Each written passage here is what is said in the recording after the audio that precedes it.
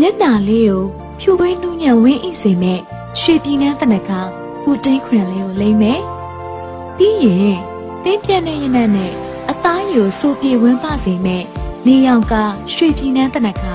body lotion လေးကိုလိမ့်မယ်ဒါဆိုရင်တော့ဘယ်နေရာမှာဘသူတွေတဲ့တုံလူတိုင်းကိုဆွဲဆောင်နေမှာပါရွှေပြည်နန်း for Myanmar for the world